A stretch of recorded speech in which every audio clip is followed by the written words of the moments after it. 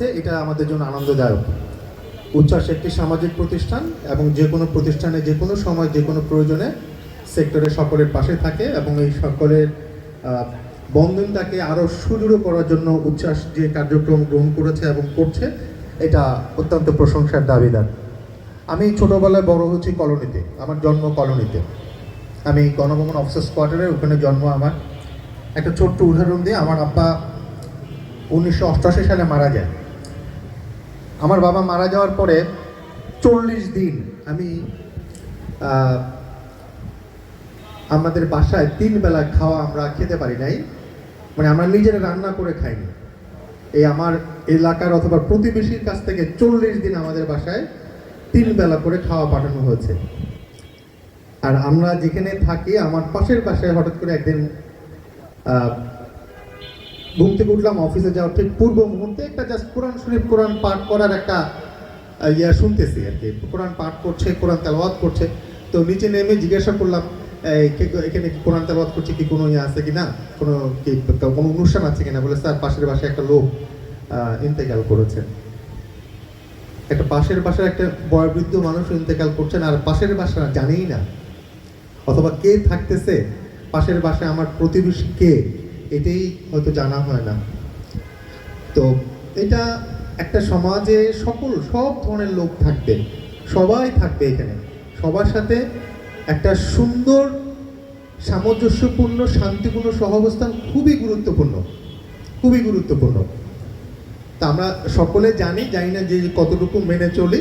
সেনানিবাসে থাকার কথা, বাচ্চারা এখানে স্কুলে পড়ে দেখে এখন এসএসসি পরীক্ষা দেখে আর ওখানে বাসা নেওয়া হচ্ছে না, এখানেই থাকি, আপনাদের সকলের সাথে মিশে থাকি। উচ্ছ্বাস একটা প্রাণবন্ত প্রতিষ্ঠান। এই প্রতিষ্ঠান আমাদের সকলের একসাথে একই সূত্রে আমরা সবাই মিলে একসাথে থাকার একটা সুন্দর ব্যবস্থাপনা তারা চেষ্টা চালিয়ে যাচ্ছে। আজকের অনুষ্ঠানও করেছে, সকলের সাথে দেখা হলো।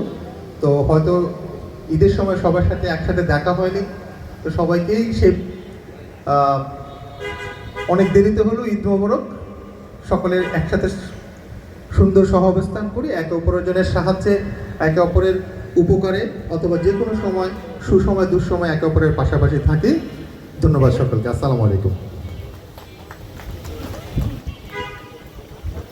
ধন্যবাদ কর্নেল সাহেবকে তার মূল্যবান বক্তব্য দেওয়ার জন্য। এ পর্যায়ে সমাপনী বক্তব্য আজকের এই সভার সম্মানিত সভাপতি, অনুষ্ঠানের সভাপতি এবং বাইতুল জামে মসজিদের সম্মানিত সভাপতি, ওয়েলফেয়ার সোসাইটির সিনিয়র সহসভাপতি, ওয়েলফেয়ার সোসাইটির সাবেক 2 বারের সাধারণ সম্পাদক, 2 বারের সভাপতি এবং উত্তর অ্যাসোসিয়েশনের নির্বাচিত সাধারণ সম্পাদক জনাব এ কে এম নাসিরুল্লাহ ভাইকে তার বক্তব্য দেওয়ার জন্য আমি অনুরোধ করছি। এরপর পরই যারা আমাদের ভলেন্টিয়ার ভাই আছেন তাদেরকে বিনীত অনুরোধ করব, আপনারা খাবার যেখান থেকে সার্ভ হবে ওখানে চলে যান এবং এরপর পরই আমরা ইনশাল্লাহ খাবার দিয়ে দিব।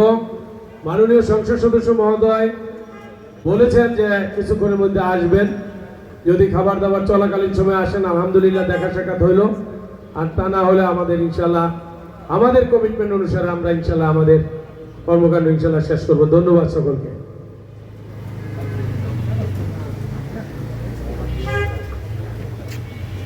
আসসালামু আলাইকুম ওয়া রাহমাতুল্লাহ। সম্মানিত আজকের এই সুন্দর সন্ধ্যায় উপস্থিত, আমাকে যারা পথ দেখিয়েছিল, যারা চলতে শিখিয়েছিল, যারা হাঁটতে শিখিয়েছিল, সেই মুখগুলি মঞ্চ উপবিষ্ট এবং আমার সম্মুখে।